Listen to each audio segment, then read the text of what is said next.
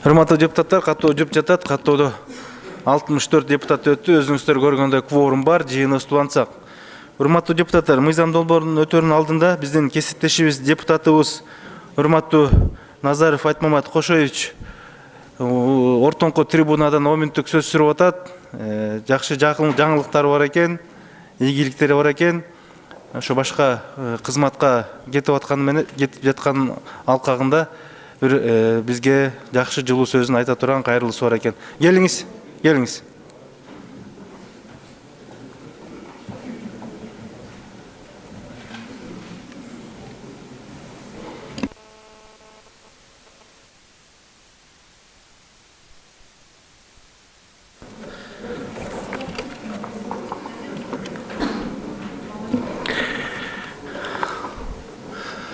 Урматтуу Дастан Артысбекович, урматтуу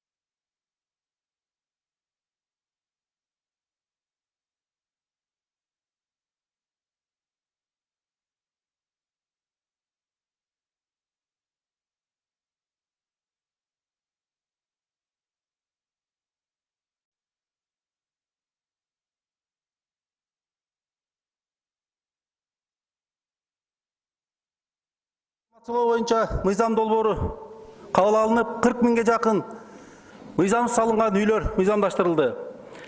Асыл тукум мал чарбалары жана үрөнчүлүк чарбаларга 30% мамлекеттен дотация берүү маселеси чечилди. Кооперативтерге, МТСтерге, логистикалык борборлорго салыктык жеңилдиктер берилди. Сууну товар деп таанып, жеке менчик айыл чарба жерине көп жылдык бак дарактарды эгүүгө уруксат берилди. Кабыл алынган мыйзамдар иштеп, келечекте чоң жемишин берет деп ишенем. Бүгүнкү күндө мамлекетибиздин бир топ тармактарында реформалар жүрүүдө. Ал реформаларды элдин талабы боюнча, урматтуу депутаттар, биз өкмөттөн талап кылып келебиз. Бирок кээ бир тармактарда жүрүп жаткан реформалар жакшы алдыга жылбай көйгөй боюнча калууда.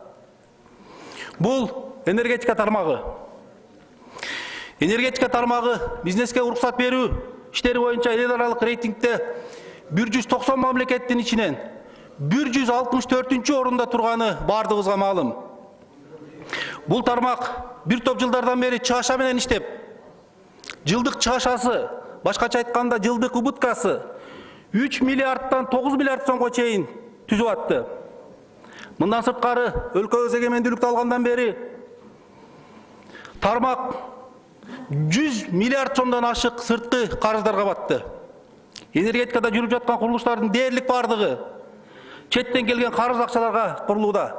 Башкача айтканда, тармактын өз күчү менен кошумча кубаттуулуктарды курууга мүмкүнчүлүгү жок болууда. Бишкекте ичиндеги көйгөйлөрдү бардыгыңыздар жакшы билесиздер. Ал энергетика тармагын түбөгөнбөгөн карызга батырып соруп кетүүдө. Анын чыгымы мамлекеттеги бардык абоненттер төлөсө да жабалбай келебиз. Жалпылап айтканда, тармакты оңдоо боюнча аракеттерибизден жакшы жыйынтык чыга элек. Чыгаан энергетик, специалист болгон жетекчилер да биз ойлогондой результат көрсөтө алышпады. Энергетика тармагын оңдоо үчүн иш алып баруу саясатын өзгөртүп, чукул реформаларды жүргүзүп, коррупцияга бөгөт коюп, ачык айкындуулукту камсыздоо менен элдин көйгөйүн чечүү учурдун жана өлкө башчыбыздын талабы болууда. Бул жумушту өлкө башчыбыздын жана өкмөт башчыбыздын колдоосу менен мен аткарууну туура таптым. Кечээ күнү менин макулдугум менен өкмөт башчыбыздын жактыруусу менен Улуттук энергия холдинг ишканасынын акционери мени башкармалыктын башчысы кылып дайындоо боюнча чечим кабыл алды. Мен үчүн бул чоң жоопкерчилик, оор түйшүк жана катуу сыноо. Улуттук энергия холдингдин иши акыркы мезгилде сынга алынып, аны жоюп ордуна энергетика министрлигин түзүү боюнча жогорку кеңештин 2 фракциясы, 1 комитети чечим кабыл алды. Бул энергетика тармагында биз каалагандай реформалар жүрбөй, энергетиктердин аракеттери жетишсиз болуп жаткандыгынан кабар берет. Башкача айтканда, иш жүзүндө көп нерсе өзгөрбөй жатат. Көрсөткүчтөр жакшырбай жатат. Мен ойлойм, реформа жасабай туруп, структураны кайра өзгөртө берүүдөн майнап чыкпайт. Тармак сөзсүз реформага муктаж. Мен ал реформалардын негизги багыттарына токтоло кетүүнү туура таптым. Жана алар төмөнкүлөр деп эсептейм. Биринчи, иш билги адистерди тартуу менен туура менеджментти киргизүү зарыл. Экинчи, кыска убакыттын ичинде, башкача айтканда 1 жыл, 1,5 жылдын ичинде тармакты чашадан чыгарып, сырткы карыздарды өз убагында төлөө боюнча чараларды көрүү керек. Структурасына тийиштүү өзгөртүүлөрдү киргизип, штаттык бирдиктерди жана чыгымдарды оптималдаштыруу зарыл. Эсеп учет иштерин, электр энергияны алып сатуу иштерин толугу менен санариптештирип, ачык айкындуулукту камсыздашыбыз керек. Тез аранын ичинде кошумча кубаттуулуктарды киргизүү боюнча иштерди баштоо зарыл. Башкача айтканда, ГЭСтердин курулуш иштери боюнча иштерди баштоо керек. Түшүнүп турам, сырттан туруп сын айткан, кара пиар жасаган, жеке кызыкчылыгын жоготуп бут тоскондор көп болот. Эгер алардан коркуп, алардын айткан жолу менен жүрсөк, жүргүзөбүз деген реформалар куру кыял бойдон калат. Бул жумуштарды аткарууда мен биринчи кезекте мыйзам чегинде иш алып барып, мамлекет башчыбыздын жана урмат башчыларыбыздын жана урматтуу депутаттар, сиздердин колдооңуздарга таянам. Жана колдоп туруңуздарды суранам. Энергетика тармагында иштеген профессионал жана патриот адистер көп деп эсептейм. Алар менин жакын жардамчыларым жана кеңешчилерим болот деп ишенем. Урматтуу депутаттар, 4 жыл аралыгында сиздер менен биргеликте тыгыз иштештик. Бир топ иштерди аткардык. Мага колдоо көрсөткөнүңүздөргө дагы бир жолу ыраазычылык айтам. Депутаттык ишкердүүлүгүмдө шайлоочуларымдын көйгөйлөрүн толугу менен аткара албасам да, бир топ маселелерин чечүүгө жетиштим. Шайлоочуларыма да ыраазычылыгымды билдирем. Мындан ары да ал көйгөйлөрдүн үстүнөн иштөөнү уланта бермекчимин. Урматтуу төрага, урматтуу депутаттар, аткаруу бийлигинде өткөндүгүмө байланыштуу бүгүнкү күндөн тартып Кыргыз Республикасынын жогорку кеңешиндеги депутаттык мандатымды тапшырам. Кыргызстаныбызды, жалпы баарыбызды Кудай колдосун. Чоң рахмат.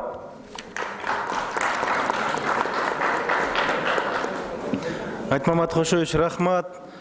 Сизге ишиңизге ийгилик каалайм, жаңы ишке. 3 жылдан бери, 4 жылдан бери депутаттар менен жакшы иштешип, көптөгөн көйгөй маселелерди эл үчүн деп көтөрүп, аны ишке ашырыш үчүн чоң салымыңызды коштуңуз. Муну биз баалайбыз. Мындан кийинки ишиңизге да албан ийгиликтерди каалап, кыргыз элине, кыргыз мамлекетине тунук иштеп берет деген ойдобуз. Рахмат. Экинчи микрофон, процедурный маселе. СДПК Мадеминов. Урматтуу Дастан Артысбекович, өзүңүзгө белгилүү, биз 2018 жылы токтом кабыл алганбыз. 2019 жылдын октябрь айында коомдук мамлекеттик ишмер Абдыкадыр Орозбековдун 130 жылдыгыны мамлекеттик деңгээлде өткөрүү боюнча. Сооронбай Шарипович президенттикке аттанганда Кадамжайдын эли менен жолугушуп атып, ошол жерде сөз берген. Абдыкадыр Орозбековдун 130 жылдыгыны мамлекеттик деңгээлде кыргыз мамлекетти эли бирге өткөрөбүз деп. Ошо токтом кабыл алгандан бери өкмөт, мына вице-премьер министр отурат, өкмөттүн өкүлү отурат, бүгүнкү күнгө чейин бизге маалымат бере элек. Эмне иш чараларды даярдап атышат? Ким бул мамлекеттик иш чараны өткөргөнгө жоопкерчиликтүү болуп белгиленди деген дагы бир өзүнүн токтому чыга элек. Ошон үчүн сиз тапшырма берсеңиз, кийинки аптага булар даярданып келсе, кандай иш чараларды даярдап атышаттар Абдыкадыр Орозбековдун 130 жылдык юбилейин өткөрүү боюнча. Рахмат. Рахмат, тапшырмаңызды алып, протоколдук тапшырма берилет. Контролго алабыз. Урматтуу депутаттар, мыйзам долбоорлорун кароого өтсөк, күн тартибиндеги мыйзам долбоору турат, уландысы кече карап бүтпөй калганбыз. Табло боюнча кетебиз, урматтуу депутаттар. Таблого жазылган депутаттар сөз. Кечиресиздер, мен мыйзам долбоорлорун да бир атап кетейин. Депутаттарга маалымат катары. Урматтуу депутаттар, 4 мыйзам долбоору каралып атат. 4 мыйзам долбоору. Бир пакетте башында чечилген, баяндамачы болуп Аида Камчыбековна жана ошондо бул жерде тийиштүү мамлекеттик органдын жетекчилери келип отурат. Сурооңуздорду берсеңиздер болот. Бул мыйзам долбоорлору. Биринчиси, Кыргыз Республикасынын президентинин жана Кыргыз Республикасынын Жогорку Кеңешинин депутаттарын шайлоо жөнүндө, Кыргыз Республикасынын референдуму жөнүндө, Кыргыз Республикасынын конституциялык мыйзамдарына өзгөртүүлөрдү киргизүү тууралуу конституциялык мыйзам долбоорлору биринчи окууда каралып атат. Демилгечилер депутаттар. Көп депутаттар демилденген. Экинчи мыйзам, жергиликтүү кеңештердин депутаттарын шайлоо жөнүндө Кыргыз Республикасынын мыйзамына өзгөртүүлөрдү киргизүү тууралуу мыйзам долбоору биринчи окууда каралып атат. Демилгечилерде депутаттар, мен депутаттарды атап кетейин. Стенограмма үчүн: депутат Ергешев, Алимбеков, Кулбараков, Кыдыралиев, Самаев, Примов, Токторов, Икрамов, Мамытов, Жоробеков, Торокулов, Нурбаев, Исмаилова, Райымкулов, Алтыбаева, Рыспаев, Тиллаев, Турсбеков, Касымалиева, Өмүркулов, Батырбеков, Мавлянова, Алтынбеков, Бакиров, Турускулов. 4 мыйзамга тең ушул депутаттар авторлар, урматтуу депутаттар. Үчүнчү мыйзам долбоору Кыргыз Республикасынын шайлоо жана референдум өткөрүү боюнча шайлоо комиссиялар жөнүндө Кыргыз Республикасынын мыйзамына өзгөртүүлөрдү киргизүү тууралуу мыйзамдын долбоору биринчи окуга киргизилет. Демилгечилер мен жогоруда айтылып кеткен депутаттар. Төртүнчү мыйзам долбоору Кыргыз Республикасынын айрым мыйзам актыларына жергиликтүү өз алдынча башкаруу жөнүндө, жергиликтүү кеңештердин депутаттарынын статусу жөнүндө, борбордун статусу жөнүндө, Ош шаарынын статусу жөнүндө мыйзамдарга өзгөртүүлөрдү киргизүү тууралуу мыйзам долбоору биринчи окуга киргизилет. Демилгечилер жогоруда мен атап кеткен депутаттар, урматтуу депутаттар. Бул сиздерге маалымат катары мен тааныштырып кеттим. Анда тизме менен улантабыз. Тизмеде сөз Бакиров Өмүрбек Мирзарайымовичта. Рахмат, урматтуу төрага. Нуржан Кармабековна. Мен бул жактам. Мен суроом сизге тактоо иретинде. Мына жергиликтүү кеңештер боюнча, мына ушул жергиликтүү кеңештер айыл өкмөттү шайлоодо кворум канча пайыз? 3-төн 2%бы же канча пайыз? Ушул боюнча жооп берип койсоңуз. Айыл өкмөттү шайлоодо жергиликтүү кеңештин жана кворумга канча пайыз кворум болуп эсептелет? Көпчүлүк. Кворум көпчүлүк. Көпчүлүк эмес эле, бул 3-төн 2% эле мурда. Жок, мурда болчу, былтыр сиздер өзгөрүүлөрдү киргизгенсиздер. Мына ошол өзгөрүүлөрдү киргизгенге чейин мамлекет тарабынан жанакы айыл өкмөттөрдү шайлоодо жанакындай айыл өкмөттүн шайлоосу бузулуп, сырыфка учурап, мына ушул канчалаган акчалар мамлекеттен кайра коротулганда акча. Мына ошонун чыгымын айтып койсоңуз. Туура айтып атасыз. Ошол себептин негизинде ушундай өзгөрүүлөрдү киргизгенсиздер. Анткени 2012 жылдан 18 жылга чейин биз дагы анализдеп көрдүк. Жалпысынан 21 кеңеш мөөнөтүнөн мурда ошол айыл өкмөттөр же мэрлер шайланбай калганына байланыштуу таркатылып мөөнөтүнөн мурда шайлоолор өткөрүлгөн. Жалпы чыгым 47 миллион 500 миң сом сарпталган ошол 71 кеңеште мөөнөтүнөн мурда шайлоону өткөрүү үчүн. Анын ичинде 16 шаардык кеңеш, 55 айылдык кеңеш. Былтыр ушул 17-чи кворум болбой канча айыл өкмөт бузулган, шайлоо бузулган. ушул мен айткан 71 кеңештин жарымынан көбү кворум жоктугуна байланыштуу болчу. Даже 3төн 2 бөлүк деп айтсак болот. Анткени мисалы 17 жылы мамлекеттен канча каражат ашыкча коротулган мына ушул? Мен сизге айтып атам, ошо 47 миллион мөөнөтүнөн мурда. Айрым шаардык кеңештер 2 жолу мөөнөтүнөн мурда таркатылып, 2 жолу кайра шайланган. Анын ичинде 3 жолу дагы бар. Ошонун баарын анализдеп, мисалы мен сиздерге жыл боюнча айтып берсем, 12 жылы 1 кеңеш мөөнөтүнөн мурда таркатылган, 13 жылы 2, 14 жылы 6, 15-16 жылы 1 жана ой, это неправильно, нет. 12 жылы 7 кеңеш, 1 указдын негизинде, 13 жылы 12 кеңеш, 14 жылы 9 кеңеш, 15 жылы 2 кеңеш, 16 жылы 12 кеңеш, 17 жылы 20 кеңеш мөөнөтүнөн мурда таркатылды. 18 жылы 9 кеңеш. Ал эми сиздер жанагындай өзгөрүүлөрдү киргизгенден кийин абдан төмөндөдү да, ошол кворум себебинен таркатуу абдан төмөндөдү. Бир жолу былтыр, быйыл 1 жолу таркатылды Жумгалда. Ушул бирок мен ойлойм, бул мындай временная мера болот го деп. Бирок абдан эффективдүү өзгөрүү болду мыйзамга. Рахмат, мен суроом ушул тактоо иретинде эле. Рахмат сизге. Рахмат. Рахмат. Кийинки сөз депутат Масабиров Талайбек Айтмаматовичте. Рахмат, Ласан Картисбекович, урматтуу депутаттар.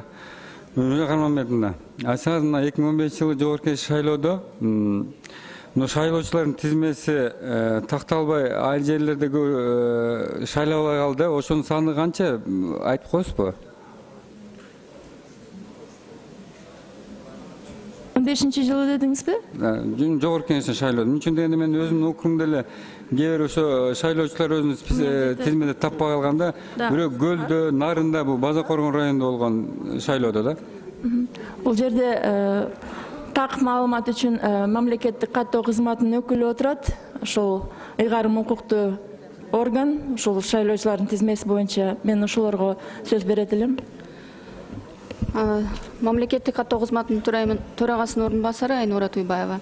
2017 жылы президенттик шайлоодо 4268 жаран өзүнүн тизмеден таппай калды. Алардын 4138-и бул болсо эски паспорт 1974 үлгүдөгү паспорт менен келгендигине байланыштуу, жана 94 жылкы паспорт менен. Жана үчүнчү себеби биометрикаларын тапшырган эмес жарандар болуп чыккан. Ал эми ошонун ичинен 130 жаран болсо, бул өзүлөрүнүн ошол идентификациясы жана папиллярный узор пальцевтан дагы өтпөй калышкан. Анткени алар кандайдыр бир жаракат алышканда ошо кол эмелеринен, мүчөлөрүнөн. Жана бети менен дагы идентификация өтсө болот, бирок ошо бети менен дагы өтпөй калган жарандар бар.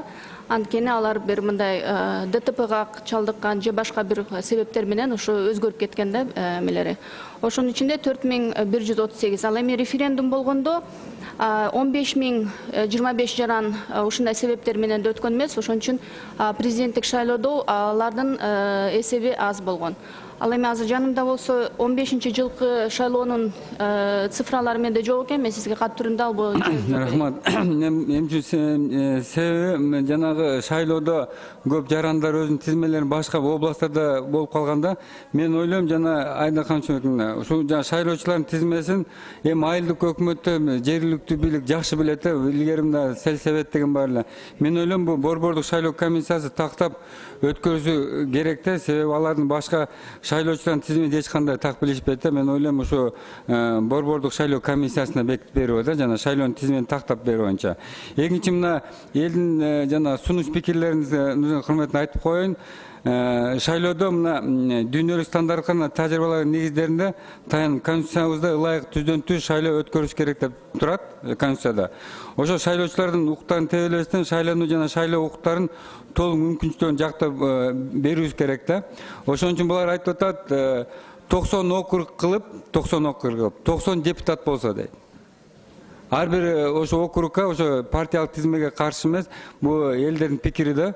120 депутат көпчүлүк болуп калат дейт. 90 округ кылып ошо округда партиялык тизме менен деп ошо элдердин да сунуш пикирлери менен сизге жеткирип коюн. Ушундай сунуштар болуп атат да негизи. Рахмат.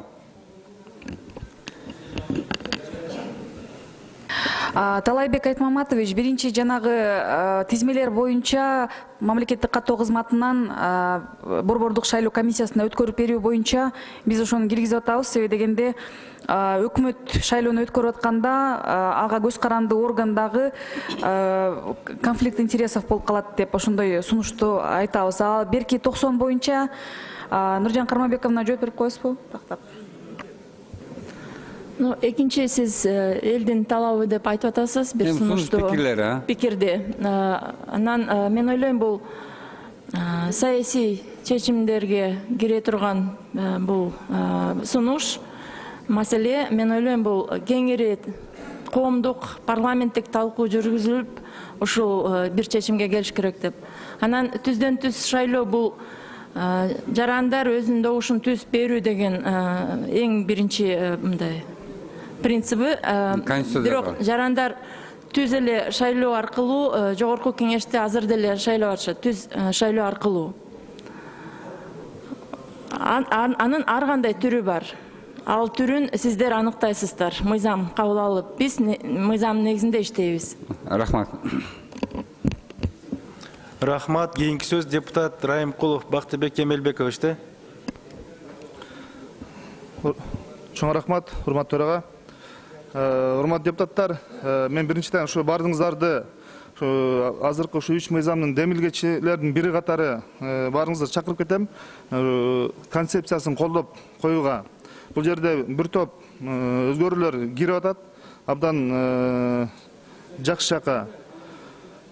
Ошол учурда мен айттым, Айда Камчыбековна бардыгын алдын ала түшүндүрүп айтып кетти. Экинчи окууда ойлойм, баягы алымча кошумча талаш тартыштардын баары оңдолот деп.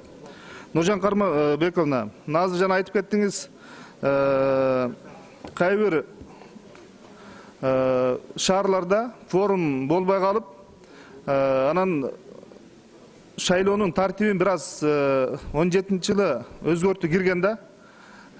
Бул кворум жок болгондо депутаттарды таркатып жиберип аткан да. Мен ойлойм, ушул туура эмес деп. Мына бүгүнкү күнү жогорку кеңеште кворум болбой калса, өкмөт кетип калышы мүмкүн да. Же болбосо бир мыйзам өтпөй калышы мүмкүн. Ошондой эле буну бирок кворум жок, көпчүлүк менен шайлап атат. Алганда 3-2 менен алынып атат да. Бул кай бир мисалы билебиз, бир практикада ушундай болду. Кай бир мисалы депутаттар таркатып, ошол кандидаттар калып калып атты да. Мен ойлойм, эгерде кворум болбосо, бул кандидатка каршы деп.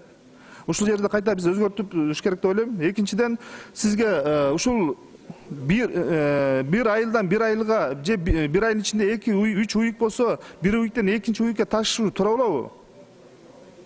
Форма 2 менен.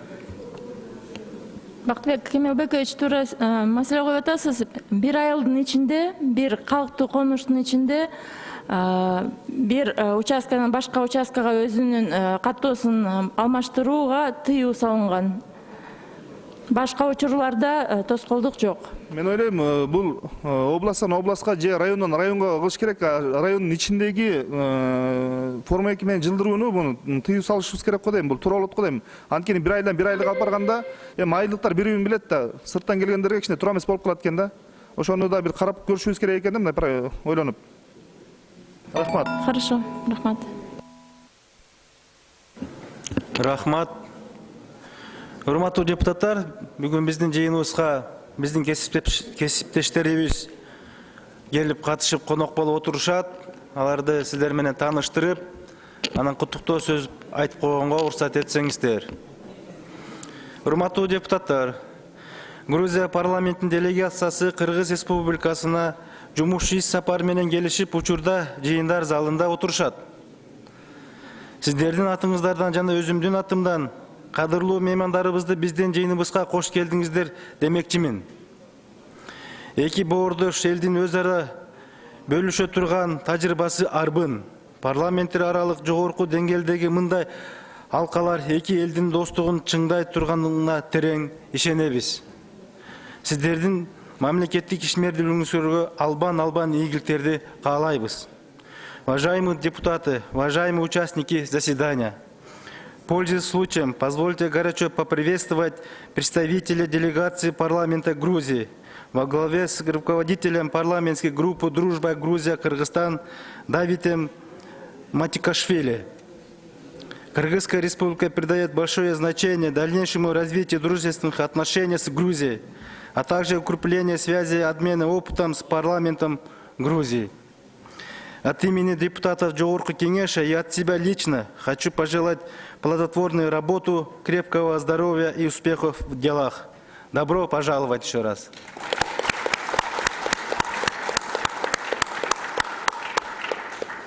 Рахмат. Кийинки сөз депутат Жинчороев Мирлан Канатбековичте. Кийинки сөз депутат Исмаилова Аида Жекшенбаевнада. Анда кийинки сөз депутат Тотонов Нурбек Темирбековичте. Рахмат, Дастан Артысбекович, урматтуу депутаттар, урматтуу чакырылгандар. Мен тактоо ретинде суроом бар эле. Аида Камчыбековна, берде биз айтып атпайбызбы, 30% гендерге беребиз депчи, аялдарга квота беребиз деп. Ошонун механизми айылдык кеңештерде кандай иштейт? 30% резервация деп киргизип атабыз. Механизмин кече дагы тактайбыз деген, бирок мен дагы кече тактап келдим. Эгерде байкасаңыздар, ошол шайлоо башталганда эле шайлоо мына айылдык кеңеш менен бирге эле округтардан чыгат, жанагы айылдан. Бир айылда 2 мандат же бир айылда 7 мандат болуп калышы мүмкүн. Башында эле ушул резервация 30% кетет дейт дагы, территориалдык округка келгенде шайлоо бүткөндө добуштар эсептелинет дагы. Бизге жанагы айылдан чыгып аткан мандаттардын саны маанилүү эмес. Жалпы добуштун 30%-на эгерде 11 болсо, бул 3 депутатка орун калат. Эгерде 21 орун болсо, айылдык кеңеште 6 депутатка, 31 болгондо 9 депутатка орун алдын ала сакталат. Ошол эле башында илинет резервация депчи. Ошентип бөлүштүрүлөт. Эгерде ошол 30%ды беребиз деп, анан башка көбү алган кандидаттардын укугун бузуп койбойбузбу? Ошол жагын ойлонуштуруңуздарбы? Жок, бузулбайт. Себеби дегенде азыр дагы билсеңиздер, айрым айылдарда дагы деле ошондой объективдүүлүк сакталбай келатат. Айрымдар 81 алат, башка чоң айылда мандат алыш үчүн 150 добуш керек. Бирок 81 добуш өтүп кетет. Бул жерде дагы биз ошол эрежени атайын киргизип атабыз. Айымдарга квота мажоритардык система иштеп атканда айылдык кеңештерге 30% резервация деп. Андай болбойт. Биз дагы аялдардын добуштун эсептеп чыктык. Бул жерде бир пикирлер болгон. Бир айым 10 добуш алып калса, башка эркек киши 100 добуш алса деп. Андай эмес. Биз анализди карашыбыз керек. Ушуга чейинки айылдык кеңештерде шайлоодо кайсы кандидаттар кандай добушту алган. 10 добуш алган айым болгон эмес. Алар көбүнчө көбүрөөк даже алышат. 30%. Эгерде ошол айымдар катышпай калса шайлоого, мурдагыдай эле эрежелер менен кете берет. Эркек киши добуш алса, ал алат. Эгерде ошол 30% айымдар өзүнүн талапкерлигин койбосо ошол айылдык кеңеште. Туура, мунун механизмин да жакшылап иштеп чыгыш керек. Башка кандидаттардын укугун бузбаганга аракет кылыш керек. Аида Камчыбековна. Анан кийинки суроом ошо форма 2 боюнча. Форма 2-ни мына азыр айтып атпайлыбы? Башка мына аймактан киргенге болбойт депчи. Көбүнчө эле бул кыз келиндерге байланыштуу экен, турмушка чыккан. Ошол кошун айылдан келип турмушка чыгып туруп калган. Алар кийинки участкага барып шайлаганга мүмкүнчүлүгү болбой калат, алызыраак болуп калат. Ошон үчүн мурунку эле 10 секунд. Урматтуу Гүлжан Кармабековна, ошо өзүңүздүн оюңузду айтып койсоңуз жана форма 2 боюнча. Форма 2 боюнча бул биздин жарандарыбыз ыңгайлуу өздөрүнүн шартына ыңгайлуу жерге барып добуш берүүгө ушундай укук берилип атат. Форма 2 аркылуу мен ойлойм бүгүнкү колдонулуп аткан чектөө бир айылдын, бир калктык конуштун ичинде бир участкадан башка участкага шайлоо адресин алмаштырууга тыюу бар. Башка тоскоолдук кылууга негиз жок деп ойлойм. Биз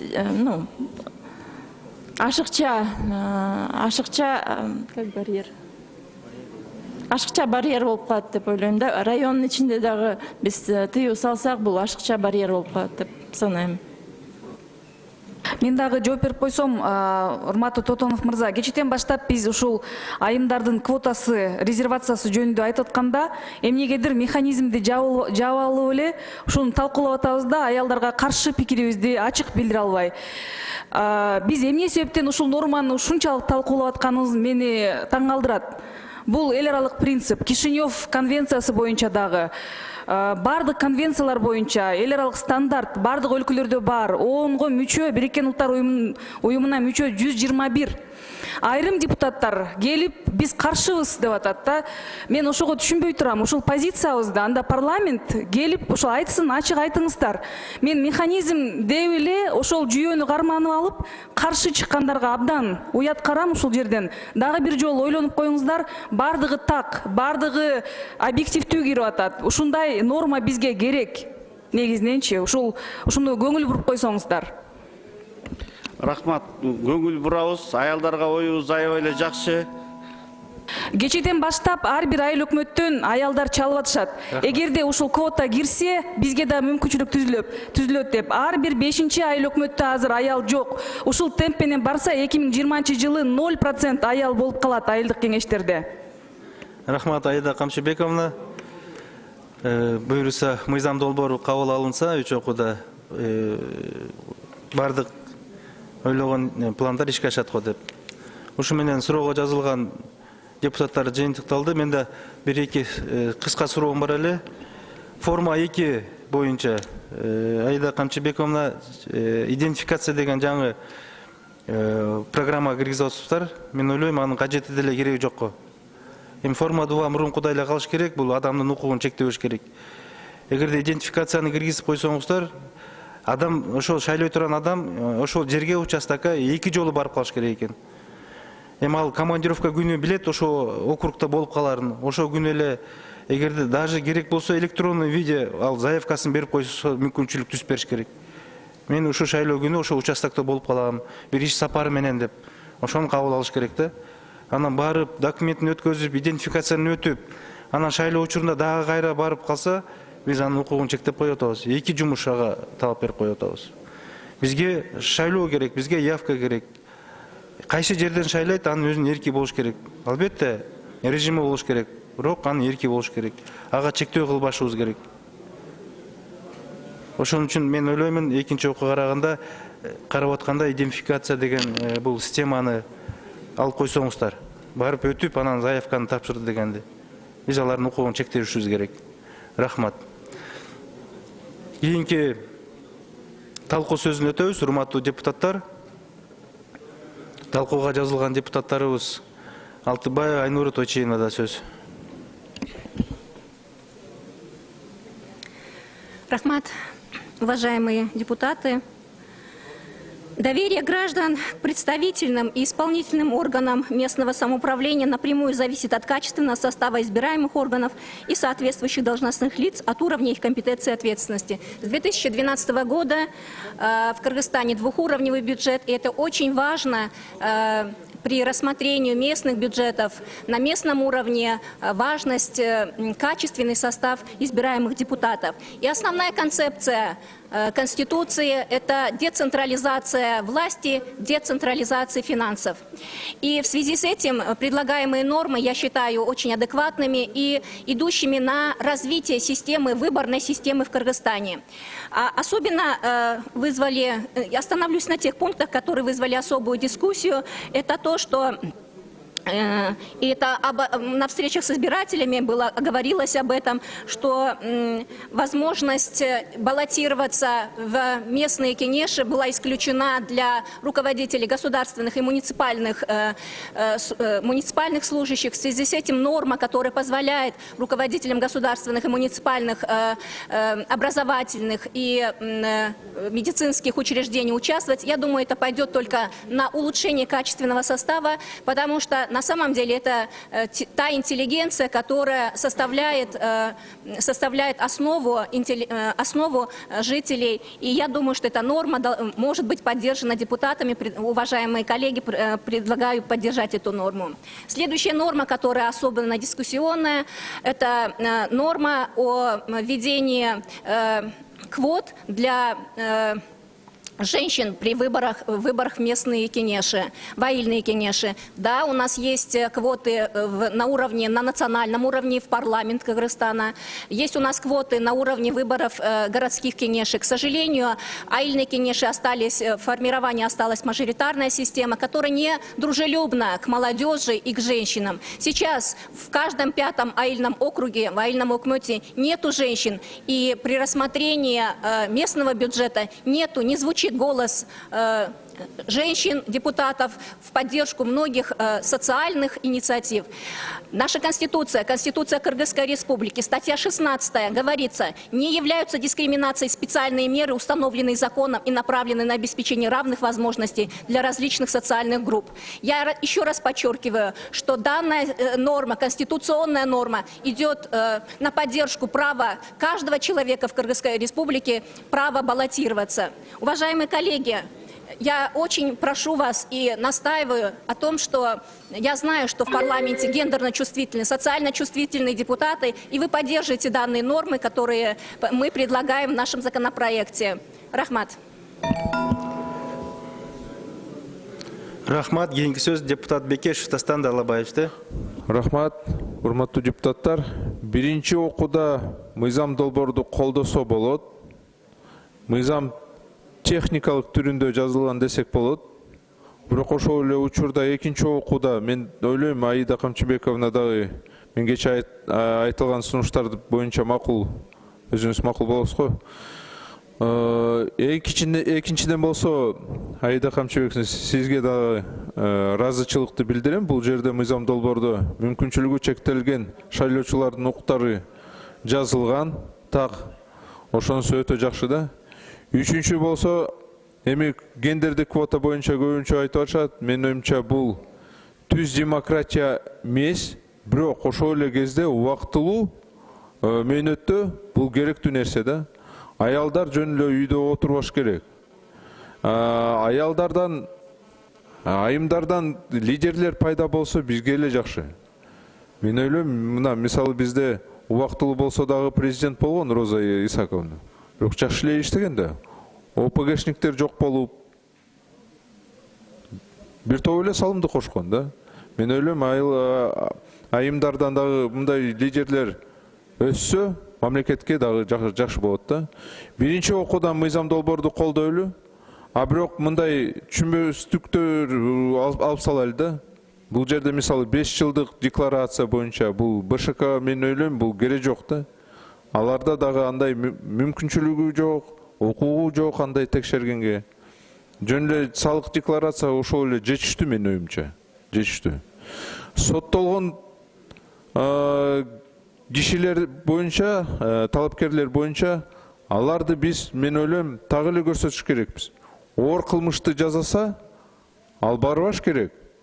Кечээ биз дагы талкуулоо кылганбыз, моралдык жактан укугу жок. Мыйзам дагы жактан биз жазып коелу ошону. Оор же өтө оор кылмыш аракетти кылсак, кайсы аракет болосун? Террористтикпи, өлтүрөбү, же мамлекетке зыян келтиреби? Мен ойлойм, бул ушундай киши негизи депутат болуш керек.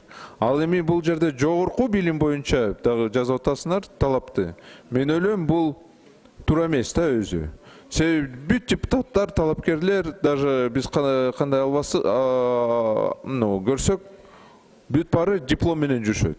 Диплом бул билимдин деңгээли көрсөтпөйт. Бул диплом бул жөн эле кагаз азыр болуп калды да. А биз ушундай жазып калсак, анда көп эле диплом алам деп чуркап баштайт да. Мен ойлойм бул керектүү эмес. Ошол. Так колдойм. Рахмат. Рахмат. Кийинки сөз депутат Бокоев Кенжебек Саттымкуловичте. Анда кийинки сөз депутат Бокоев, микрофон бергиле. Кенжебек Саттымкуловичтин келди.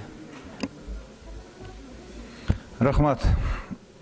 Урматтуу коллегалар, мына комитетте да бир 3 жолу кайталап отуруп бул мыйзам долбоорун карадык. Ошол жерде комитетте мынакей Аида Камчыбекова өзүн да билет. Мен бир нече сын пикирлерди бул мыйзам долбоору боюнча айттым.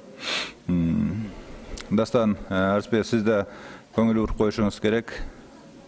Мыйзам долбоору киргенден кийин комитетке бир нече убакыттан кийин даяр мыйзам долбооруна кошумча баяндамачыларды киргизүүнү токтотуу прецеденти ушул жолу болуп кетти. Мен ойлойм, мындан кийин буну кайталабаш керек.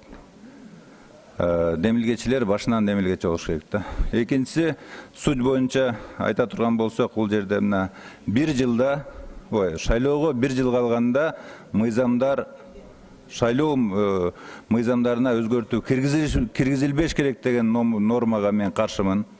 Аны комитетте да айтып кеттик. Мисалы, мына кече эле жергиликтүү кеңешке шайлоо болду. Бир 19 20 ушундай Кыргызстан. Ошентип шайлоолор 1 жылдын ичинде жыл сайын болуп турат. А сиздер киргизген чектөө бул иштебей калат. Бул да жөн эле киргизип койдук деген сөз да. Ошон үчүн мен ойлойм, ушундай нормаларды алып салыш керек. Экинчи, киргизилсе жакшы болмок деген нормалар бар. Бул кече аябай айтылды, форма 2 боюнча. Бир областтын ичинде бир айыл өкмөттөн бир айыл өкмөткө кишилерди ташууну токтотуу үчүн форма 2-ны алып салыш керек. Мен ойлойм, Бишкек Ош 2 республикалык маанидеги шаарга калтырып, калганын алып салсак болот. Анткени биз баарыбыз көрдүк да. Бир күндө эле Бишкектен келип туруп, бир участокко 300 адам катталып калганын, мына БШКнын төрайымы турат. Бир да чара көрүлгөн жок да ошол участковый комиссияга. Бир шайлоо комиссиясы жоопкерчиликке тартылган жок. Мына ошондуктан ушул сунуштарды кирбей калыптыр. Мен ойлойм, кийинки маселелерде караш керек да буну. Андан кийин албетте жергиликтүү кеңештер боюнча мурунда жанагы жетекчилер, директор школ, главврачтар, анан кийин детсадтардын заведующийлери мурун кирүүгө уруксат болгон. Андан кийин 5-класста экен, бул алынып салынганда турмушта бул туура эмес болуп калат экен деп. Ошол жердеги 50 мугалим койсун, бирок директор школ койбосун деген маселенин негизинде. Ошол жердеги 50 врач, медсестралар койсун, бирок главврачы койбосун. Анткени аны эртең эч ким кызматтан ала албай калат. Анткени депутатты жергиликтүү кеңештин немеси статусунда ушундай защита бар да, ушул сыяктуу нерселер кирген. Анан кийин азыр айтып кеттиңиздер тиги гендер боюнча. Мыйзам долбоорунда силер гендер деп да жазган эмессиңер. Аялдар деп жазгансыңар. Туура эмес техникага кеткенде чынында гендер болуш керек. Анткени кээ бир айыл кеңештерде жалаң аялдар коюп коюшу мүмкүн. Анда кандай болот? Ошондуктан ушул маселени так карап чыгыш керек да, эртең колдонуу. Рахмат. Кийинки сөз депутат Кыдыралиев Иметали Токторалиевичте. Рахмат, Дастанбек Артысбекович. Мен демилгечи катары, урматтуу Аида Камчыбековна, кече биз жакшы талкуу болуп атат. Мен ушу демилгечи топтун артынан айтып коеюн дедим эле, сиз биз ишенип берген доверияны абдан жакшы аткарып, жакшы биздин мыйзамды колдоп берип атасыз, коргоп берип атасыз. Мен абдан кече көп сөздөр болду да, бул жанагы өзгөчө коомчулукта дагы көтөрүлүп аткан бул бул мыйзамдын экинчи беренеси, бул жанагы биздин жарандардын чет жаккада жүргөн алардын ошо шайлоого катышпай алган эмне себептер боюнча мен кече дагы бүгүн да МИТтин өкүлдөрү менен абдан талкууладым. Айда Камчыбековна булар дагы азыр жазуу түрүндө сунуш кылышат бизгечи. Сөзсүз түрдө жанагындай консулдук учет мурун болсо, азыр перспективада мына булар айтып атат, сунуш кылдык, консулдук учетту биз кылабыз дейт. Акысыз, бекер. Анан жанагындай жакын арада азыр жобону разрабатывать этип атабыз дейт, интернет аркылуу кылабыз дейт да. Бирок мен айтып кетейин да. Булар менен мындай сүйлөшсөк, адагы консулдук учетко келип турган ал биздин маселени чечпейт.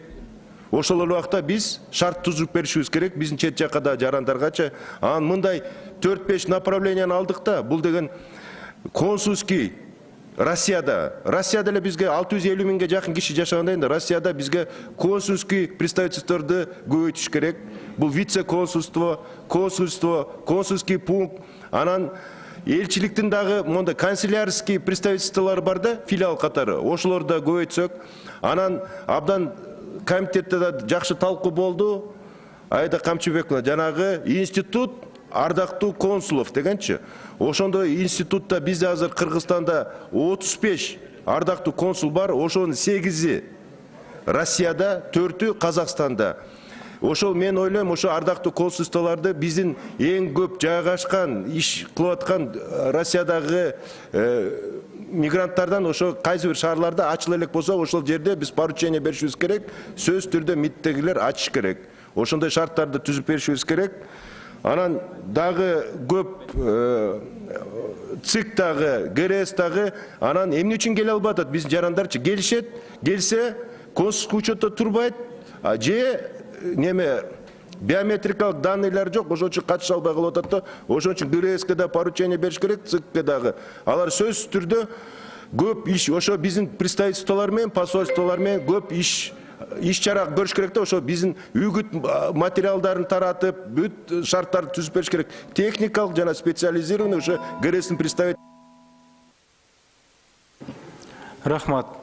Кийинки сөз депутат Казакбаев Руслан Айтбаевич да. Рахмат, Дастан Арыспекович. Биринчиден демилгечилерге рахмат. Булай маанилүү мыйзам. Дагы мында бошогон мыйзамдар дагы келет окшойт. Дагы көп өзгөрүүлөр. Айда Камчыбековна, Нуржан Кармабековна, сиздергече көп суроолорго жооп бердиңиздер. Бирок сиздерден сураныч, экөөңүздөрдүн тең эл аралык тажрыйбаңыздар көп. Бул мыйзамды кеңири эл аралык тажрыйбалардын баарын эске алып карасаңыздар дагы жакшы болмок. Биринчиден жанагы мигранттар жөнүнөн баштайын. Мигранттарга толук кандуу мүмкүнчүлүк түзүп бериш керек. Бирок жакшы болмок эгер азыр Кыргызстанда ШОС өлкөлөрүнүн тышкы иштер министрликтеринин чогулушу болуп атат. Урматтуу тышкы иштер министри орун басары. Кечээкү жолугушууда эле Орусиянын тышкы иштер министри Сергей Лавровко 2020-жылы биз Россияда жарандарды сөзсүз биз шайлоо өткүзөбүз, жардам бергиле деп азыр башташыңар керек. Биринчи тизмелерди алышыңар керекпи? ФМИстан алышыңыздар керек. Кош жарандуулуктар көппү? Кош жарандуулуктар көп. Мыйзамга Айда Камчыбековна киргизип атасыздар, ардактуу консулдуктарда мүмкүн биз ачабыз деп шайлоо участоктарын. Ал кыйын болот. Эгер ошол жердеги мамлекет, биздин мигранттар жашап аткан мамлекет уруксат бербесе, аны өзүңүз тышкы иштер министри орун басары билесиз, кыйын болот. Аны ача албайсыздар сиздер. Канча жолу бул тажрыйба, 25 жылдык тажрыйбада канча жолу болду. Бирок мигранттардын укугун тебеленбеш керек, сөзсүз аларга мүмкүнчүлүк түзүп бериш керек. Жана консулдук каттоо деп киргизип атасыздар, консулдук каттоодо аларга бекер кылабыз. Эгер алар келип катталып кетсе, биометрикасын тапшырып кетсе деп. Ал болбогон иш, мен кече айттым, аны алып эле салыңыздар. Бул биринчи. Экинчиси байкоочулар жөнүндө Нуржан Кармабековна. Сөзсүз каттоодон өтүш керек деп атасыздар. Жеңилдетиш керек байкоочуларды. Ушул жерде отурган 120 депутаттын ичинен эң аз дегенде 100 депутат шайлоо эмне экенин түздөн түз билебиз.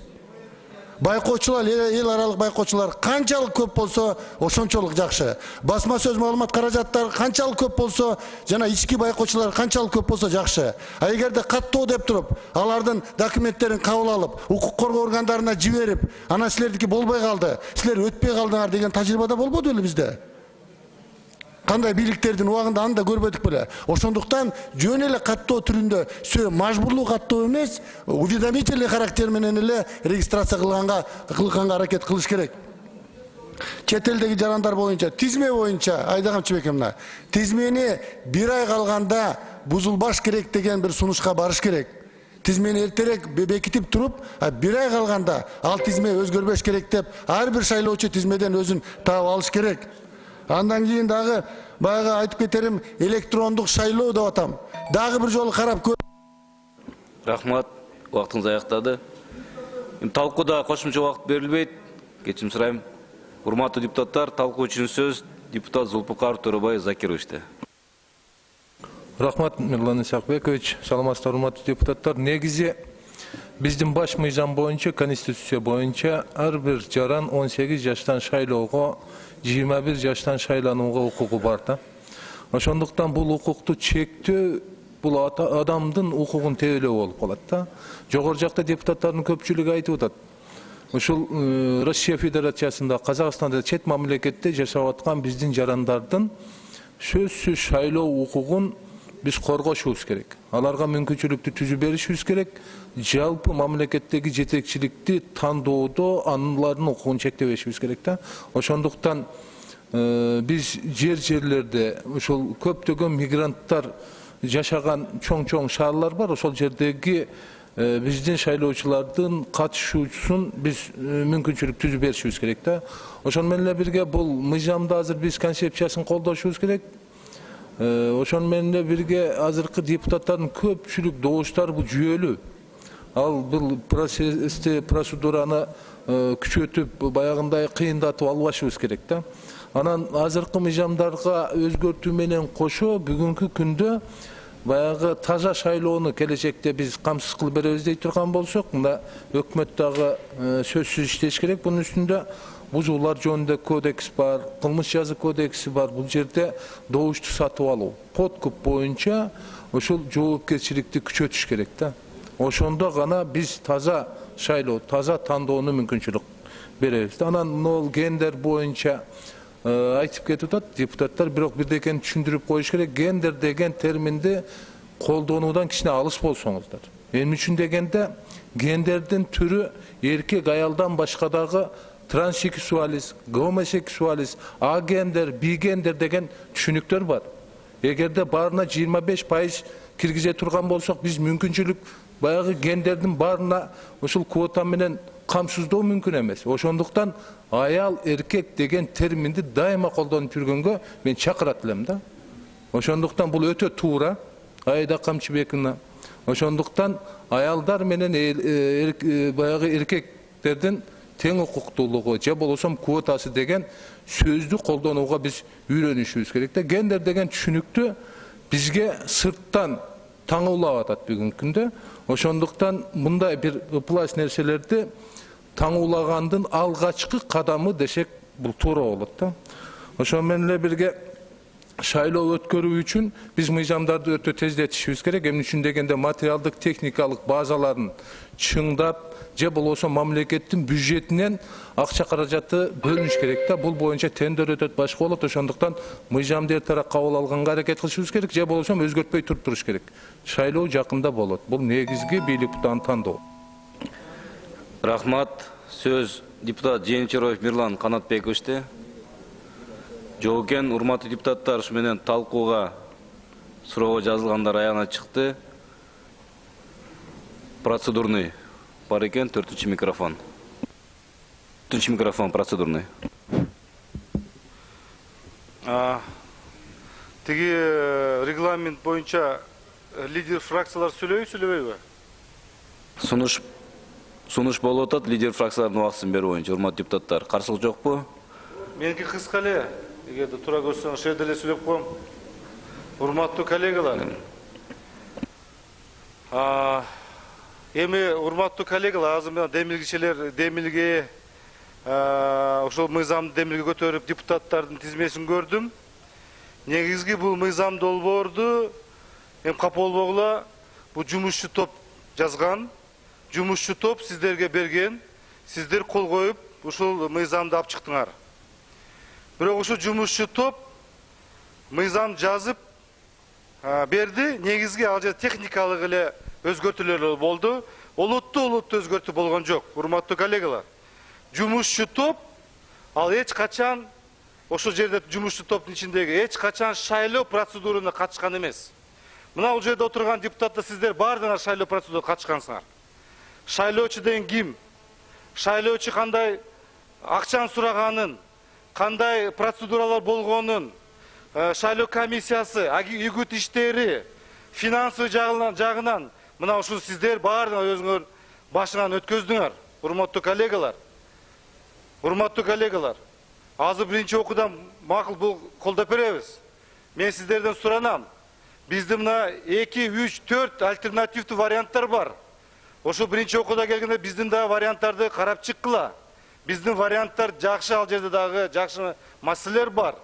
Мына тиги массалык маалымат каражаттар боюнча форма 2 боюнча, форма 2-нин жоюу боюнча да ушул жерде айтып атабыз. Азыр балким максине кошуп бересиңер. Балким азыр сиздерди ынандырып койду. Бирок эртең сиздер урматтуу коллегалар, эртең сиздер ошол шайлоого сиздер барасыңар. Ошол мыйзам боюнча сиздер иштейсиңер. Ошол мыйзамды биз тагыраак карап чыгайлык. Азыр күчкө салып, азыр өткөзүп коебуз. Сөз жок. Бирок эртең биз тиги мыйзамды өзгөртүп койсок жакшы болот эле. Жакшы тиги норма бар эле, ошону эске албаппыз деп, анан кийин кеч болуп калбасын, урматтуу коллегалар. Мына республика Ата-Журт фракциясы сиздер жакшы билесиздер. Мына добуш алган деген депутат болсун деген принциптер бар эле. Тизмелер кийин өзгөрсүн деген принциптер бар эле. Билебиз да биз. Ошон башыбыздан өткөзгөнбүз, коллегалар. Эмне үчүн 100-чү турган тизмеде кандидат эмне үчүн анын укугу болбош керек келип депутат болгонуна? Урматтуу коллега, жандай эмеспи? Ушундай маселе бар да. Мен мыйзамда 5% өзгөртөлүк, атайын квота 5 мандатты берелик деген, форма 2-ни жок кылайлык дегенде, телевидение аркылуу бар жокту бүт партиялардын көлөмү бирдей болсун деп, программа тиги партиялык программа алып чыгылсын деп, ушундай жакшынакай нормалар жазганбыз. Биздикин да карап чыккыла. Рахмат. Рахмат. Экинчи микрофон процедурный. Жок, мен дагы өз оюмду айтайын. Багы коалициялык көпчүлүктүн лидер фракция убакыт бериңиздер. Рахмат, чоң рахмат. Мен ушул мыйзамдын авторлорунун бири деп кол койгом. Ошол жөнүндө айтып коеюн. Урматтуу мага чейинки сүйлөгөн коллегама. Бүт мыйзамдардын баары тең адистер даярдайт. Кимибиз жазып атабыз мыйзамды? Специалисттер жазып атат. Көп тармактуу, билимдүү, илимий негиздеп, мурунку мыйзамдардын багы жетишпегендик жактарын алымча кошумчасы менен, ошону менен биз баарыбыз тең сиздерге сунуштап атабыз. Бул эми формасы боюнча. Ал эми содержаниясы боюнча, мисалы үчүн бул жерде орчундуу өзгөрүүлөр жок. Бул жерде ушул биз өткөн шайлоодогу жетишпегендиктер кайсы маселеге көңүл бөлүнбөй калган. Мына мисалы үчүн жана аялдар маселесин көтөрүп атат коллегаларым. Мына ушундай маселелерге маани берилип, жана ар бир жараныбызга толугу менен кайсы жерде болбосун, Кыргызстандабы, чет өлкөлөрдөбү, баарына тең толук конституциялык мүмкүнчүлүгүн пайдаланууга шарт түзүп беришибиз керек. Мына ушундай негизинен. Анан эми мен ойлойм, ажиотаждын кереги жок. Эгерде мындай сүйлөгөндө эле кандайдыр бир ажерде бир подвох бар да эле, ажерге бирдеме атай мындай бир нерсени катып койгондой эле түшүнбөшүбүз керек. Бул мыйзам догма эмес. Бул деген живой организм катары. Ар бир шайлоо өзүнүн мезгилине, учуруна байланыштуу ар кандай бир өзгөртүүлөрдү киргизип турууга талап. Анан эми президент өзү айтты эле, 1 жылга чейин кабыл алып коелу. Баарыбызга тең белгилүү болсун, шарттары, тартиптери. Шайлоочулар да билсин, шайлоого бара турган биздин жарандар да билсиндер. Бул жерде менимче эч кандай эме жок. Ал эми детально кимдин сунушу болсо, эми мыйзамдын регламент боюнча 2 чокуу келет. 2 чокуу келгенден кийин сунуштарды берели. Жүйөлүү сунуштар бар. Себеби бул иш рабочий баягы топтон дагы бөлөк дагы депутаттардын тараптан түшкөн сунуштар бар, аны дагы эске алалы. Ошон үчүн бул эми мындай процедурасы бузбай алып бара берсек. Анан бүгүн эми дагы жол суранып кетебиз. Бул концепцияны колдоп берсеңиздер. Чоң рахмат. Рахмат. 3-чү микрофон. Процедурный.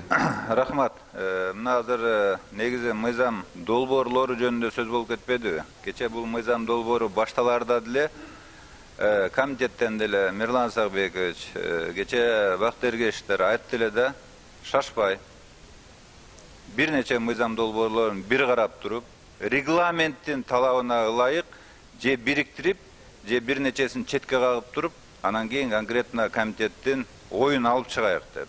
Жок, шаштык да. 3 күн мурун күн тартибине кирген жок. Айда Камчыбековна туурабы, регламент бузулду. 3 күн мурун документтер таратылыш керек эле. Бир вице-спикер алып кирип атат, экинчи вице-спикердики кирбей жатат. Лидер фракциялардын мыйзам долбоору кирбей жатат. Меники 2 жылдан кирбегенде мен вообще орусча айтканда молчу. А же болбосо шайлоого тиешелүү болгондон кийин мына ЦИКтин төрайымы туруп, бардыгын бир карабайыкпы?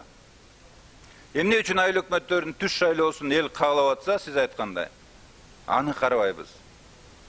Ошол эле жерде жергиликтүү кеңештердин мөөнөтүн мен сунуштап атам 5 жыл кылайык деп, жогорку кеңеш менен тең болсун. Ошондо гана биз единый день выборовка келсек болот, силердикинде сунуштагандай. Анан кийин жанагы тиги ким жазды мыйзамды дейт. Силер ачык эле айттыңар, биз жазган жокпуз, рабочий группа жазды деп. Анан кийин жазылып калган мыйзам долбооруна ал комитетке биринчи окууга келип, коомдук талкуудан өтүп калгандан кийин 15 депутат кирип атса, ал регламент бузулуп атабы? Дагы деле демилгечимен деп чыгып берсең, барбы моралдык акың?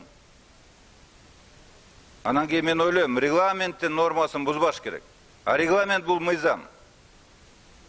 Ошондуктан мен чакырат элем, бардыгын бир караганыбызда туура болмок. Мына эми аркасында калган мыйзамдар каралбай калат. Анткени концепция өтүп кетет бул. Ошого келе атат. Анан 1 жыл болуп калды, эми вообще карабайбыз деп чыккан. Рахмат. Кенжебек Сатымкулович, бардыгы мыйзамдын регламенттин алкагында кетип атат. Сиз да оюңузду айттыңыз, бирок сиздин өзүңүздө эч ким тыйган жок. Мыйзамыңызда эч ким тыйган жок. Мен дагы атым аталып калды, мен жооп берип коеюн. Азыр Айда Камчыбековна, шыпет туруңуз. Анан бардык нерсе регламенттин нерсинде бул жерге чыгып атат. Келе турган мыйзамдарында өзүнүн тийиштүү кагаздары болсо, алда чыгат бул жерге. Тийиштүү кагаздары жетишпеген үчүн ал кармалып турат ал мыйзам долбоорлору. Азыр берем сизге 4-чү микрофон. Урматтуу коллегалар, 5 мыйзамды кабыл алып, биз кабыл алып, анан бул жерде өзүбүз да сурадык. Бул ким алып келди, бул ким кайсы мыйзам жазды деп өзү сурадык бул жерде. Мана азыр мен тиги адистер жазган, алар боюнча илимдүү, билимдүү, ал жерде шек жок. Бирок эң негизги практика. Ошол мыйзам менен ким мында практика түрүндө иштеди. Бул биз. Конституция так жазылып турат 3-чү пунктта, биринеде. Ал жерде так окуп койгула Конституцияда. Эл тарабынан шайланган биринчи жогорку кеңеш деп турат, президент деп турат. Мына бизге укук берилип атат. Ошон үчүн мына шайлоо кодекстин негизинде биз эртең биз шайланабыз. Биз өзүбүз шайланабыз.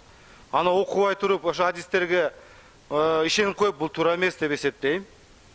Мына Украинанын президенти кече 5%-тен 3%-ке түшүрүп атат. Эмне деп атат? Жаңы муун келсин деп атат. Жаңы балдар келсин деп атат. Өзүбүздү эле ойлоп.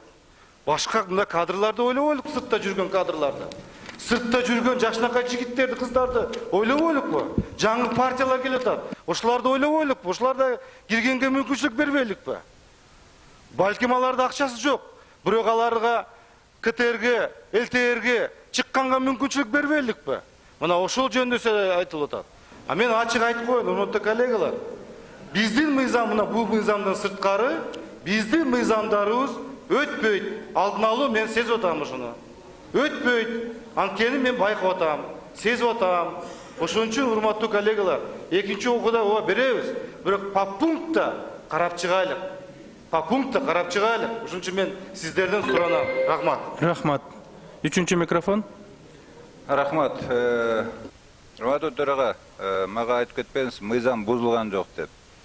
Мен так фактыларды келтирип кече комитетте да, палатада да айтылып атам. Регламент жөнүндө мыйзамдын мөөнөттөрү бузулгандыгы жөнүндө мен аныктап берип атам. Эгер мага ишенбесеңиз, кече комитеттен да сунуштадым, регламент жөнүндө мыйзамдын аткарыш жөнүндө жумуш топ түзүп туруп, 1 айдын ичинде алып чыгайык. Мен киргизген мыйзамдар бер жагы 4 ай, асты 2 жыл 3 ай кирбей жатат.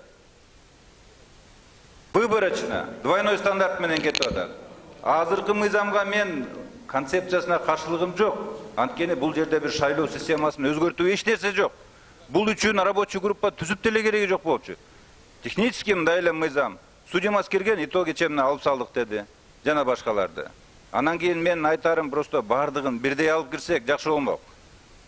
Айткан красиво болуп атпайбы? Шайлоо жөнүндө жакшылап карап чыгайык эртерээк деп. Но бирок бир эле группаныкын эмес да, бардыгыныкын караш керек да. Анан калганын эми четке коюп, кагып коебуз деп. Анан кийин азыр эксперттер, билимдүүлөр жазган мыйзам жөнүндө айта кетейин. Жана сүйлөгөндө да баяндамачылар мынакей кыздарыбыз айтып кетти. Ким аялдардын шайлоосуна каршы болуп атат деп. Мен бул мыйзам долбоорунда эч кандай механизмин жазбай коюп туруп эле жөн эле 30% деп жазып койгонуна каршымын. Анткени эртең 8 айылдан турган бир айыл өкмөттө ошол 30%, мисалы 11ден 3 мандаты аялдарга берилсе, 8 айылдан кайсы 3 айылга беребиз ошол аялдын мандатын? Эч нерсе жазылган эмес да. Мен ошону сын пикир айтып атам. Мындай мыйзам долбоору кирбеш керек деп. Лучше аны өзүнчө концепция менен жакшылап жазып алып келиш керек. Эртең иштей тургандай болду деп. Ошол сын пикирди туура көтөрүш керек. Рахмат. Рахмат, Кенжебек Сатамкулович, кече сиздин мыйзамыңыз боюнча териштирүүлөр жүргүзүлүп атат, бирок өзүңүздүн комитетиңизде сизде контролдоп койсоңуз эмне себептен чыкпай атканын. Берилди, мен эми кече айттым го, сиздикин боюнча протоколдук берилди деп сизге жооп бердим. Сиз кайра чыгып дагы ошол вопросту айтып атасыз. Эми кече берилди деп мен сизге айттым, бул жерден протоколго түштү, стенограммага түштү. Сиз кайра эле ошону көтөрүп атпайсызбы? Анан мен сизге жооп берип атам. Сизге айттым мен. Бирок өзүңүздүн комитетиңизде ошол мыйзам кармалып атат. Комитет, ошо сиз ошо катышкан комитетте. Анан бардыгы эле мыйзам менен кетип атат. Эч ким, эч бир депутатка тоскоолдук болгон жок. Кайсы депутат каалаган убакта мыйзамын алып чыкса, ага эч ким тоскоолдук болбойт, урматтуу депутаттар. Ким тоскоолдук болуп атат? Өзгөртүүлөргө мыйзам долбооруна өзгөртүү кыласыздарбы, жаңы мыйзам алып чыгасыздарбы, алып чыгыңыздар. Аны палата чечет. Өтөбү, колдонулабы, колдонулбайбы, аны палата чечет. Анын алдын ала эле өтпөй калат, мынтпай калат деген аны болжомолдоо сөздөрдү айтканга болбойт. Эл угуп атат бизди. Бөлүнбөйлү антип. Элге жакка, мамлекетке үчүн иштей турган мыйзам болсо, алып чыгабыз аны, карайбыз. Ошондой эле жол менен, нук менен келип атпайбы? Эч кимге бут тоскон жок, урматтуу депутаттар. Экинчи микрофон. Рахмат. Урматтуу Дастан Атысбекович, мыйзамдын, регламенттин сакталышын депутаттар дайыма ошол президиумдан талап кылып келет. Өзүңүз көрүп атасыз, ортоңку микрофон бул процедурный маселе боюнча чыкса болот. Суроо жооп эмес, талкуу эмес. Ошондой эле фракциялардын убактысы менен чыкканга болбойт да. Ошондуктан сиздерден сураныч, бир маселе каралып атканда экиден ашыкча баягы ар түрдүү процедурный маселе менен чыкпаса. Биз өзүбүз мыйзамдын аткарылышын талап кылгандан кийин өзүбүздү сактаганга аракет кылайбыз. Рахмат. Рахмат, сунуштарды эске алабыз. Азыр Мирлан Сапреков сөз сүйлөп атат, анан Аида Камчыбек. Урматтуу депутаттар, мен кечирим сурайм, кече иш-чара барып жаза албай калдым. Талкуу иретинде бир 3 мүнөт берип койсоңуз, урматтуу төрага.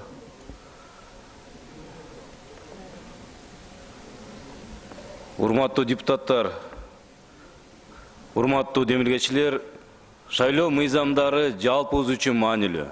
Бул бүгүн залда турган депутаттар, партиялар үчүн эмес, мамлекеттин келечеги үчүн. стабилдүүлүк үчүн эртең кандай механизм болот, шарт болот, ошонун баардыгы маанилүү.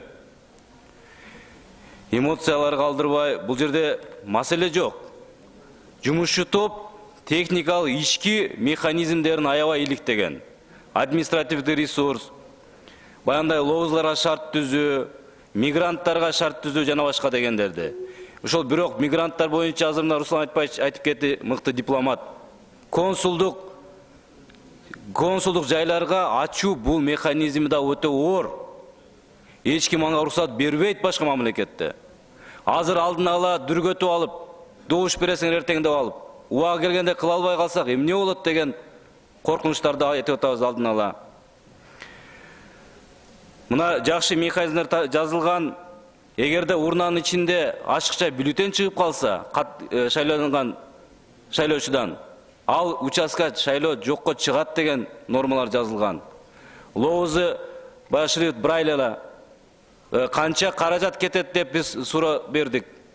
Бул ар бир 2000ден ашык участкага жайгаштырыш керек. Квота боюнча механизм, мен ойлойм, экинчи окууда сунуш кыласыздар. Бирок биз сезип атабыз, акырын-акырындан 50%-га жакындап атасыздар тамаша иретинде. Албетте алган мажоритардык системада алган добушуна жараша гана шайланыш керек. Анымдай таңылоо дагы бул ойлойм, мен ойлойм, бираз туура эмес. Убакыт 1 минут бергиле. Урматтуу депутаттар, анан эң негизгиси азыр бир диктүү шайлоо мезгилин өткөрөбүз атпайбызбы? Жергиликтүү жана жогорку кеңеш депчи убакыт болуп калса. Бирок ошонун убактысы биз жетишебизби? Мисалы бир шайлоочуга 4 мүнөттөн 5 мүнөткө чейин кетет. Ал 13 саатты талап кылат экен, 2,5 миң шайлоочу бар жерде, 60% катышса. Мына ошондой жерлерин конструктивдүү ой пикирди айтып атабыз. Анан экинчи окууда сөз парламенттүү болуш керек, талкуу болуш керек. Биз да сунуштап аткан кардиналдуу түрдө өзгөрө турган нормалар сунуштап атабыз. Конституциянын 2 беленесинде так жазылып турат. Шайлоо эркин болот. Жогорку кеңештин депутаттарын, президентти, жергиликтүү өз алдынча башкаруу өкүлчүктөрүн, органдарын, депутаттарын шайлоо жалпы тең жана түз шайлоо окугу негизинде жашырын добуш берүү менен жүргүзүлөт. Мындайча айтканда, шайлоочулар конкреттүү талапкерлерди көрүп туруп, андан кийин партияга добуш бериш керек. Депутаттарга добуш берет деп турган норманы биз таянып атабыз. Убакыты келгенде колдоп бересиңер деген ишеничтемин. Рахмат. Рахмат. Ушу менен суроо жана талкуу жыйынтыкталды. Мыйзам долбоорлорунун баяндамачысынын бири катары Аида Камчыбековна сөз сүрүп атат. Сөз сизде. Урматтуу кесиптештер, бардык сунуштарыңыздарга чоң рахмат. Мен бир-эки суроо калды, жооп берип коеюн. Биз жумушчу топ дегенде эксперттерди гана элестетпешибиз керек да. 2018-жылы президенттин указы менен түзүлгөн. Ага бардык тараптар кирген. Ушул биздин парламенттен 6 фракциядан 6 депутат өкүлү. Парламентте отурулбаган, фракциясы жок партиялар кирген, сот системасы, өкмөттөн кирген. Биз жөн эле отуруп, башка эксперттер жазып, анан демилгечиге келгенде искусстволук түрдө демилгечилер кошулду дегенден алыс болушубуз керек да. Бул туура эмес маалымат. Өзүбүз кошулдук, парламенттин ичинен кирдик, катыштык, ошол жумушчу топто иш жүрдү. Эмне себептен биз кийин кошумча кошулдук демилгечи катары? Мыктыбек Юсупович дагы ошол маселени көтөргөн комитетте. Ал жерде биз демилгечи катары кошулуп атканда регламент буга жооп берет. Кийин биз демилгечи болобуз ушул мыйзам долбоорлоруна дегенде мыйзамга кошумча деген техникалык түрдө ката кеткен. Бул жерде ошол катты жазып аткан адамдын жоопкерчилиги, буга биз сөзсүз көңүл бурушубуз керек. Кийин бирок демилгечи катары кошумча баарыбыз кошулуп атканда ката кеткен эмес. Андан сырткары комитетке регламент бузулбастан 27 декабрь 2018-жылы катталган. Комитетте 2 жума талкууладык. Ал эми бул жака палатага кошулуп атканда, коюп атканда добушка койдум. Эч кандай регламент бузулган жок. Эгерде ошол жумушчу топтун составы боюнча маалымат бер десеңиздер, бардык катышкан депутаттарды анда мен айтып коеюн. Демилгечилерди дагы айтып коелу. Андан сырткары мына Брайль боюнча дагы суроо берилип атат. Ал кирген бюджеттин алкагында, урматтуу депутаттар, бир бюллетенде шрифт Брайль 6 сом 50 тыйын. Андан тышкары ар бир уикте лупа для слабовидящих деп атат. 23 740 сом. Ал алкагында биз жанагы майыптуулугу бар адамдар боюнча конвенцияны ратификацияладык. Анын алкагында бюджет кетип атат. Анан биз мыйзамды кабыл алгандан кийин дагы болот негизи. Анан дагы бир ой айтылып атат, күчкө салып өткөрүп атасыңар. Андай эмес. Бардык мыйзам долбоорлорун Бакыт Эргешевич мен кайталай берип чарчап калдым. Сиздерден дагы бардык мыйзамдардан жакшы жактарын көрүп атабыз. Ар бир сунушка биз карап чыгууга даярбыз. Рахмат. Рахмат, урматтуу депутаттар, тийиштүү комитеттин корутундусун окуу үчүн сөз Конституциялык мыйзамдар, мамлекеттик түзүлүш, сот укук маселелери жана жогорку кеңештин регламенти боюнча комитеттин төрагасынын орун басары Тилаев Табылды Гапыровичте. Рахмат, Дастанбек Арсбекович. Дастанбек Арсбекович, урматтуу депутаттар, эртең биз саат 10-да ушул жерде парламенттик угуу өткөзүп атабыз. Ушул мыйзамдын алкагында келип активдүү катышып берүүңүздөрдү суранабыз. Жана экинчи окууга кат жүзүндө бизге сунуштарыңыздарды берсек да, себеби мына бүгүн талкуулардан кийин дагы капачылыктар болбосун да. Анан баяндамачыларга айтат элек, экинчи, үчүнчү окууда мыйзамдын ээси болуп комитет аныкталат да, ошон үчүн көп сунуштарды кабыл алып койдук. Анда ошо комитет чечет же сунуштарды карап көрөбүз десек туура болот да. Анда комитеттин чечими Кыргыз Республикасынын президентин жана Кыргыз Республикасынын жогорку кеңешинин депутаттарын шайлоо жөнүндө, Кыргыз Республикасынын референдуму жөнүндө, Кыргыз Республикасынын конституциялык мыйзамдарына өзгөртүүлөрдү киргизүү тууралуу, Кыргыз Республикасынын конституциялык мыйзам долбоорунун концепциясын жактыруу жана аны биринчи окууда кабыл алуу Кыргыз Республикасынын жогорку кеңешине сунушталсын. Урматтуу депутаттар, колдоп беришиңиздерди суранабыз. Рахмат. Рахмат, Табылды Гапырович. Мыйзам долбоору добуш берүүгө биринчи окууда жөнөтүлөт. Анан урматтуу депутаттар, уктуңуздар, эртең саат 10-да ушул жерде парламенттик угуу мыйзам долбоорлору боюнча келип катышсаңыздар. Анан экинчи окууда комитеттен каралып баштайт. Кат жүзүндө сунушуңуздарды болсо бериңиздер, активдүү катышыңыздар, ой пикирлерди билдирип, ошол жерден чечишиңиздер. Анан палатага чыгат. Рахмат. Күн тартибинде кийинки маселеге өтөбүз, урматтуу депутаттар. 6-чы маселе мыйзам долбоору. Бул маселе боюнча келгендер бара берсеңиздер болот. Рахмат келгениңиздерге. Кыргыз Республикасындагы техникалык жөнгө салуунун негиздери жөнүндө Кыргыз Республикасынын мыйзамына өзгөртүүлөрдү киргизүү тууралуу мыйзам долбоору экинчи окууга киргизилет. Демилгечи өкмөт экономикалык жана фискалдык саясат боюнча комитетти караган. Баяндамачылар Айдаров Салайдин Абдыраевич, экономикалык жана фискалдык саясат боюнча комитеттин төрагасы. Чакырылгандар да бул жерде отурат. Өкмөттөн келгендер Кадыров Дастан Курманбекович, экономика министринин орун басары, Амандыков Марлен Енарович, финансы министринин орун басары. Сөз Айдаров Салайдин Абдыраевичте. Кечиресиздер, Салайдин Абдыраевич жок экен. Гүлшат Кадыровна микрофон бергиле. Асылбаева. Гүлшат Кадыровна, Асылбаева. Спасибо, Дастан Актизбекович. На ваше рассмотрение вносится проект закона Кыргызской Республики о внесении изменений в закон Кыргызской Республики об основах технического регулирования в Кыргызской Республике, одобренного постановлением правительства Кыргызской Республики от 25 декабря 2018 года за номером 633. Проект закона разработан в целях приведения норм закона Кыргызской Республики об основах технического регулирования в Кыргызской Республике в соответствии с нормативно-правовой базой Евразийского экономического союза в области технического регулирования, унификации и гармонизации требований в области оценки соответствия, повышения качества и конкурентоспособности продукции и содействия при проведении работ по стандартизации. Законопроект во втором чтении доработан с учетом поступивших предложений депутата Бекешева. Уважаемые депутаты, прошу поддержать законопроект во втором чтении. Если будут вопросы, прошу задавать министру экономики Кыргызской Республики Панкратову Олегу Михайловичу, но я смотрю, его нету, Кадырову Дастану, замминистру экономики.